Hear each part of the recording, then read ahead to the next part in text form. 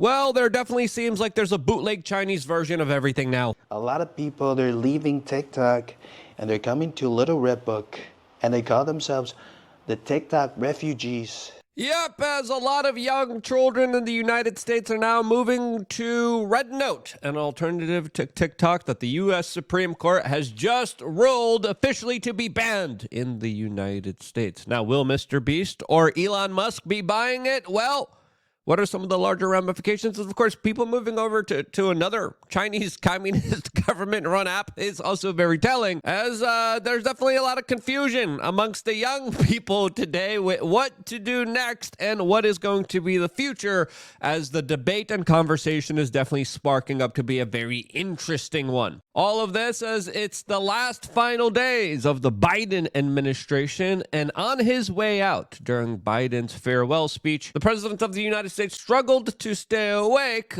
but also, more importantly, warned about the dangers of the tech industrial complex that have helped spur him up to be the president of the United States. As of course, there was clear collusion between the Biden administration, the federal government, the intel agencies that were manipulating and controlling American social media for their own personal benefit and the propulsion of democratic woke political ideology. As a lot of that was forced on us backfired, and backfired rightfully so. But it's kind of ironic seeing the guy that's been kind of propped up by these tech overlords warn about these tech overlords. As now we have the larger question of what is going to be happening during the Trump administration. Will these tech oligarchs have more sway, more influence like they just did during the Biden administration? Or do the levers of power change here dramatically? Who will be in power? Who will be in check? Well, I think we're going to get an insight in that with what Donald Trump does with this larger TikTok ban, which originally, as president of the United States, he actually proposed a law banning it. Then when he was running for the presidency of the United States, he was against Biden banning it. What will he be doing here? Well, I think that's going to be very telling, as he just got off the phone with Xi Jinping, as this news just broke. The Supreme Court upholds the law that was passed by Congress in a bipartisan manner, signed into law by Joe Biden last April, to find a new buyer within 270 days. The Supreme Court has now ruled that that law stands. What happens to the app, however, is a wide open question. And this was a pretty momentous discussion. And in fact, we just heard from President-elect Trump through Truth Social that he spoke to President Xi this morning, of course, the president of China, which owns the TikTok app. And this did come up. We don't know what was discussed. As with this news breaking, a lot of questions kind of emerge here. What was really the real reason for this? Well, I think that's worth asking here, as of course a lot of libertarian, a lot of right-wingers are saying, hey, I really don't like TikTok, but I really don't like government controlling social media platforms, as this is a slippery slope to totalitarianism. As Rand Paul, U.S. Senator, says that this is a First Amendment case, as he retweeted Thomas Macy and said, quote, millions of Americans express themselves on TikTok on a daily basis, and it's just wrong for the government to ban it. As U.S. Congressman Thomas Macy says, when TikTok goes dark, please remember, I voted against the so-called TikTok ban because the legislation was overly broad and sets a dangerous precedent for censorship. As very interestingly, the Heritage Foundation disagrees that this is a First Amendment case, saying because it targets the platform, not the conduct of the people on the platform, as they are also arguing that TikTok is a Chinese Communist Party surveillance app. And if that's the issue, you know, why not just allow more data protections for the average American citizen, not to have all of his private personal details siphoned off by all these mega corporations? How about that then? If that's the issue there, why don't we just offer more frickin' protections about all of my personal information and data and wiener pics that we know the government is watching and looking at? I make sure to send extra.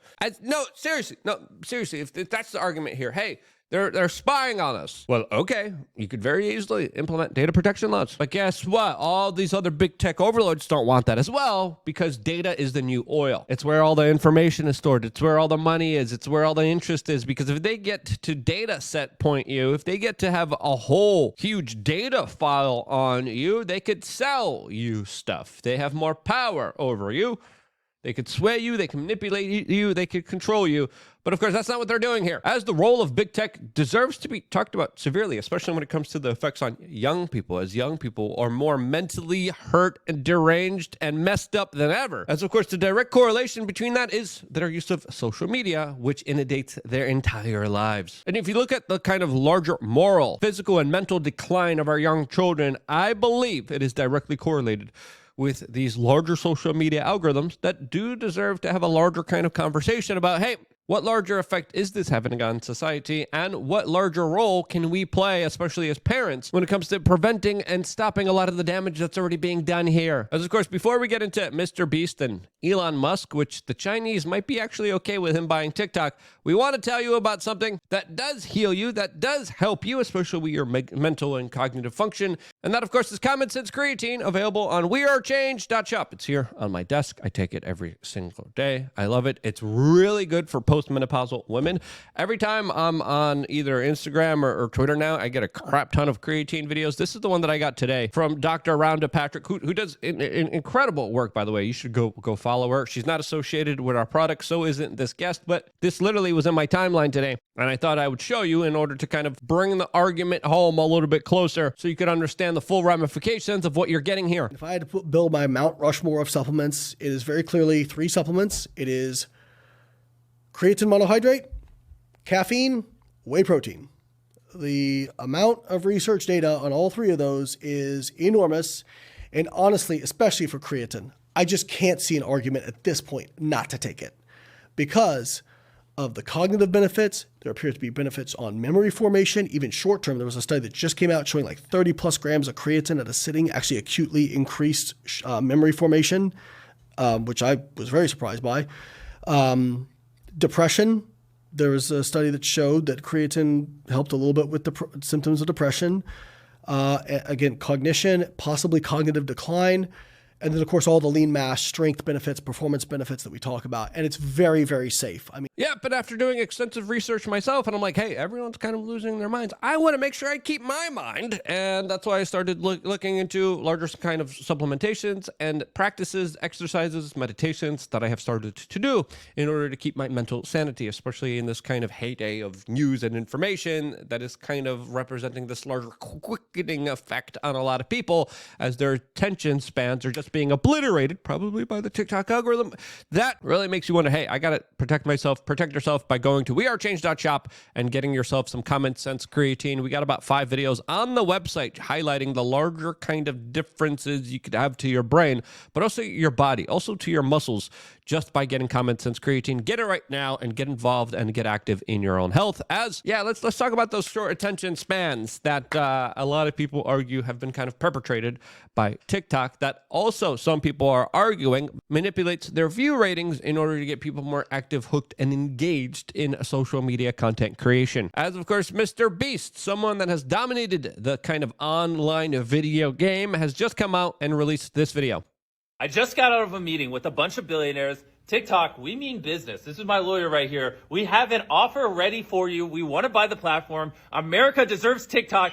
Give me a seat at the table. Let me save this platform, TikTok. Now, will MrBeast be buying it? Or, as some people have kind of noted, maybe Elon Musk will do it. The CNN Business is reporting how China might actually be okay with selling TikTok to Elon Musk, as Elon Musk also has a lot of business ventures and business partnerships with the Chinese government. As there's a small niche of right-wing influencers on Twitter who are saying, no, please don't let that happen, especially with the latest kind of algorithm changes on Twitter that a lot of people, of course, question very severely.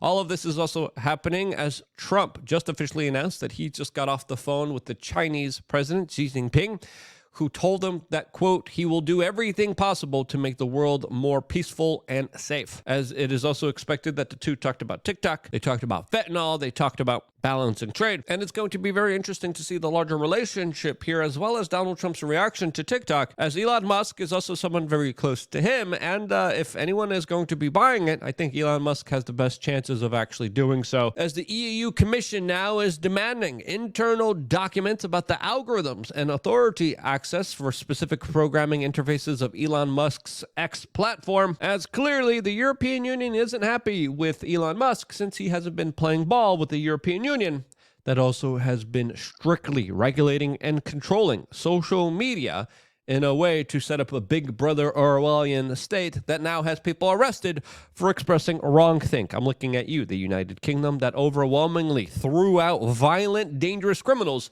in order to put online keyboard warriors there that were expressing opinions about immigration that they just simply didn't like. As now we're left with a kind of new frontier of what's going to be happening here with China, as we also have to remember that it was China that was blamed recently for breaching and hacking the U.S. Treasury. Are the Chinese hacking and spying and surveilling all of us through their TikTok app? Well, everyone is, actually. Everything you put online is public knowledge, by the way.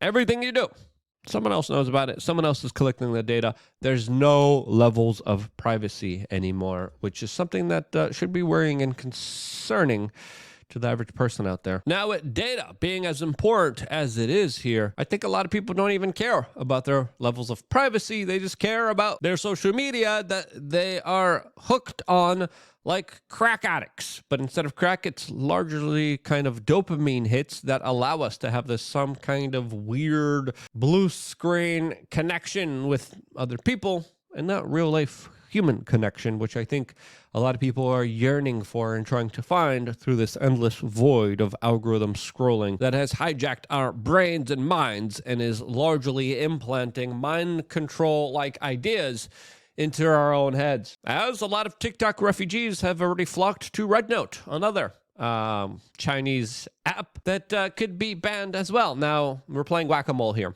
Will the U.S. government be able to ban everything? No, there'll be new apps created every single day, new alternatives that people will just naturally kind of go to. Now, how will this kind of play out within this kind of larger existential future of us just being dopamine warped and mind controlled? Well, let me know what you think down in the comment section below. I wouldn't be here if it wasn't for you guys getting out and buying the supplements. It really means a lot that you guys do that.